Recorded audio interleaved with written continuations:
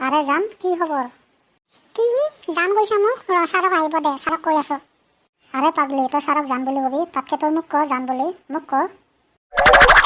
তুমি যদি কোৱা জোনটি আনি দিম, তুমি যদি কোৱা নদীতো জাপ দিম, তুমি যদি কোৱা সাগৰো সাঁতুৰিম, তুমি যদি কোৱা আকাশতে ঘৰে পাতিম, তুমি যদি কোৱা থাপ মাৰি তৰাতি আনিম।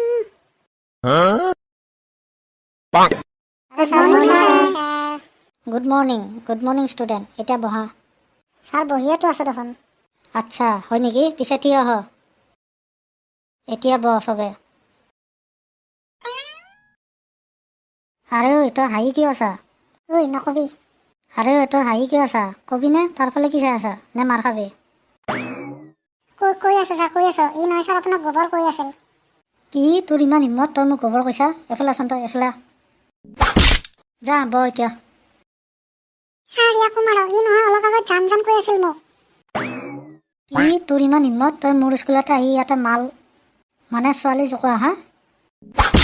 নেক্সট টাইম কবি না আৰু? ছাৰ কি? মাল মানে জান। আৰে ছাৰ নকওঁ, মাফ কৰি দিয়ক। তো ষ্টুডেণ্ট, আজি মোক তোমালোকৰ নিজৰ পচন্দৰ কথা কোৱাচোন। ঐ তই কচোন, তোক কি ভাল লাগে?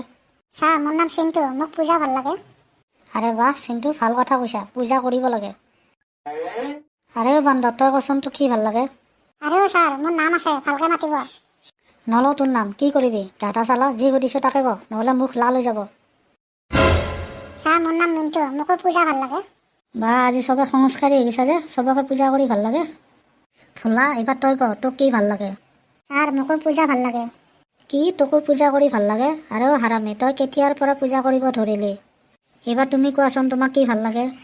ছাৰ মোৰ নাম পূজা, মোক মানে তহঁতে তেতিয়াৰ পৰা এই পূজাৰ কথা কৈ আছিলি?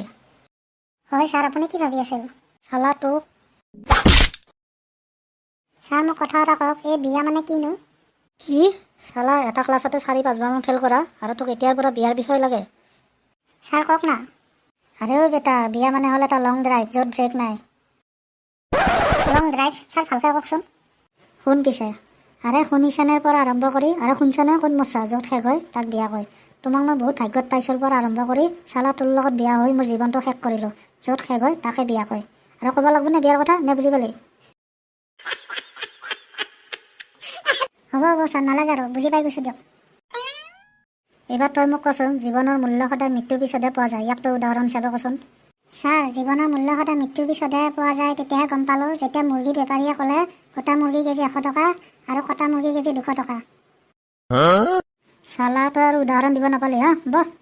ছাৰ এই পত্নীক সংস্কৃতি ভাষাত কি কয়? আৰে ঐ সংস্কৃতিটো বাদে দে, পত্নীক তই একো ভাষাতে একো ক'ব নোৱাৰা, পত্নী সদায় পত্নী। আৰু এইবিলাক কি স্কুলত পঢ়িব অহা নে বিয়া পত্নীৰ কথা আলোচনা কৰিব হা? তই মোক কচোন, ভাৰতৰ ৰাষ্ট্ৰীয় ফুল কি? ছাৰ পদুম। আৰু ৰাষ্ট্ৰীয় পক্ষী? ছাৰ ময়ূৰ। বঢ়িয়া, বহ। হয় দেখিছানে কিমান টেলেণ্টেড ষ্টুডেণ্ট হয়, চব প্ৰশ্নৰে উত্তৰ দিছে। ছাৰ এইবিলাক একো টেলেণ্ট নহয়, ইমান সহজ প্ৰশ্ন সুধিলে ময়ো পাৰিম। হয় নেকি? থিয় হ। আৰে এইটো কি কথা, এনেকৈ কোনে থিয় কৰায়? বেটা এইটো মোৰ ষ্টাইল হয়। চৰ মাৰি কেনে উঠোৱা, চালা পাগল মস্ত। মনে থাক, তই মোক কচোন, এনেকুৱা কি মাছ আছে যি কেতিয়াও নমৰে, ক। হে নমৰে? আমিতো চব মাছ খাওঁ ভাজি কিনে, কি মাছ নমৰে? কি মাছ নমৰে? কি মাছ বা নমৰে? কি মাছ হ'ব? হয় ছাৰ, প্লাষ্টিকৰ মাছ কেতিয়াও নমৰে। প্লাষ্টিকৰ মাছ? আবে হাৰামি, প্লাষ্টিকৰ মাছ কেতিয়াবা হয় নেকি হা? ছাৰ মই কওঁনে? ঠিক আছে কৈয়ে দিওঁ, ছাৰ জেলিফিছ মাছ। আৰে বাহ। আৰে হাৰামি, দেখিলি সি চব প্ৰশ্নৰে উত্তৰ দিছে। এতিয়া তই মোক একদিন এটা মাতি শুনাচোন। একদিন এটা? 1, 2, 5, 7। কি তই একদিন এটা নৰা হা? ৰ তোক ৰ।